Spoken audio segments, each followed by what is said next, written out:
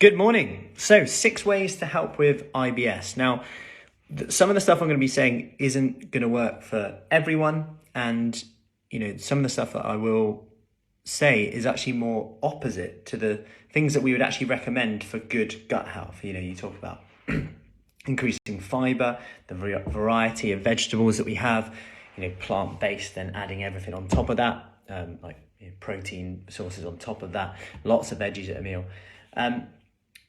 Different fruits, vegetables. But when it comes to IBS, you almost have to rip up that rule book a little bit because there's a few different things going on. Now, I'm not just going to go into the more physiological changes you can make in terms of like cut this food out, cut that food out. I'm also going to go into other things that the research is quite interested on. So number one is your water intake. So when you increase your fiber intake, maybe you've seen something, maybe you've changed your diet habits recently, and you've increased your fiber intake, this can soak up a lot of water. And the result of that is you could get symptoms because you're not drinking enough water. So there's even more of a need to drink more water, not to mention skin, how full you feel, your energy levels, your absorption, digestion. So another reason to bring in more water from this as well. Headaches, etc.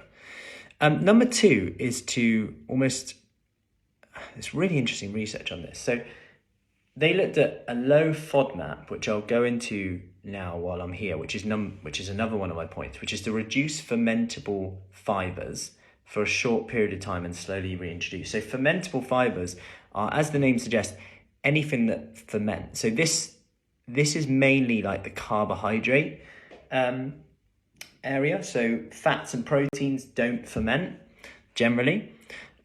They're digested and absorbed, whereas fiber, we kind of partially digest / don't digest, and it is fermented in the large intestine. The result of that is normally very good in that we feed these short-chain fatty acids, which do great things for our hunger, for our mineral absorption, calcium, which could explain a lot of other things around, maybe even bone health, where we understand a bit more about the gut and different people. But the problem with this is in a short term, maybe this is causing bloating, IBS, then malabsorption of nutrients because we're going to the loo more often. So one of the things you can do is reduce your fermentable carbohydrates. So this would be like whole grains. This would be like, you could start slow with this though. So things like lentils, legumes, beans, just slightly reduce them. Whole grains, certain vegetables like onion, garlic, artichokes. You're talking about raw veg as well, which will be harder to break down, almost just giving a bit of time for the gut. Now, you might look at that and think, that's boring, that's a bit, or you might think that's great, I can just stop eating loads of whole grain stuff. But there's interesting research, which is number two, which is they put this group, so morning Joss, so people with IBS, they put half the group on a low FODMAP diet, which is lowering your fermentability of the foods that you consume. And they put the other people doing yoga, obviously relaxing them, going that side of things.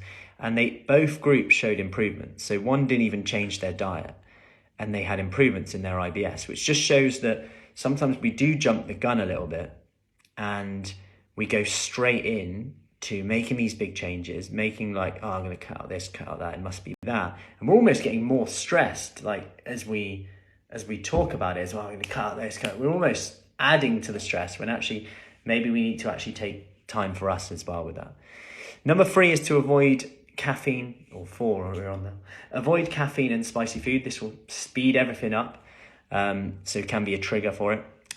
Number five is to keep a food and mood diary. Like, what are your triggers?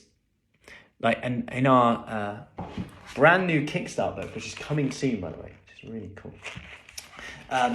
we've actually got a food and mood diary in here. And this covers all of this, from your water intake, from your caffeine intake, to how you feel before and after you ate. So this is our new kind of journaling on here, which is coming soon. So why this is good is you can start to see triggers. So Is it when you eat at your desk? Is it when you're in a rush? Is it when you're stressed out that day? Is it when you're standing up and eating? How are you feeling before? How are you feeling after? What are the symptoms? Because this can often explain a lot of reasons why we're getting them rather than the food in itself. And then finally is to add 10 chews to each mouthful. Like this comes up time and time again, like insufficient chewing is associated with higher levels of IBS. And it's interesting, when you put your attention on this, I always forget to do this when I say it, but when you put your attention on it and just add 10 chews, you're like, blimey, I'd have been on the next mouthful by now. I'm a very fast eater. So, I hope that helped. Any questions on that, let me know. There's 6 reasons in on there. Let me know if you're going to try any and what you're going to try, and let me know how you get on, and I'll see you soon. Take care.